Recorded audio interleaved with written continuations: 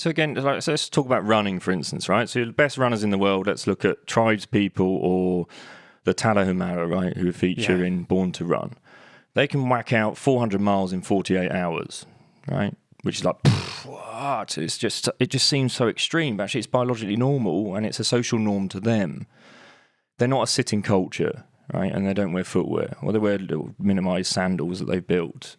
So so that the micro element of their macro skill of running hasn't been altered. So they haven't compromised the very posture that is needed for running. And if you don't have the appropriate posture, then you don't have the appropriate patterns that come with it, which is biomechanics again. So it's kinetics versus kinematics. Kinetics is the study of the forces within running, and then kinematics are the shapes I make due to the forces. And then a byproduct of that is the muscles and tendons that I will be using. So in theory, if you don't have a good ground resting game on that's strong and up into a squat and can't squat to stand, I tend to say to people, I would cut back on mileage and start to address those things first, because running is the macro skill. You need to address the micro elements of the running skill.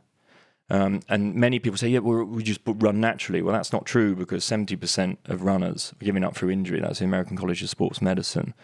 And so 70% of runners are getting injured. We have to question that, because if we look at Dan Lieberman's work, right, we know that we are literally born to run. It's what shaped our physiology, because that's what shaped the sapiens, and everything around the way that the knee operates, the pelvis, the pelvic stability, your core stability, the head shape, the neck position. Otherwise, we would be a bigger brain, stronger physiology sitting here. We'd be Neanderthals. But we're sapiens sitting here. We're an urbanite species of a sapien. And so if that's the physiology that shaped us, what is it that shaped the amazing running arboreal animal that the sapien was? That we've traversed the most incredible terrain and hostile environments to get us here today. What's beneath that? And beneath that is the ground positions, the squatting. So those guys aren't getting injured. They can't afford to get injured, because it would, if going by that stat, like 70% going out with injury, that's like saying only 30% of us would be here today. Yeah. Do you know what I mean? It's like, that's powerful. It's like, well, what is it that they're doing differently? That's why I always go to nature as the filter.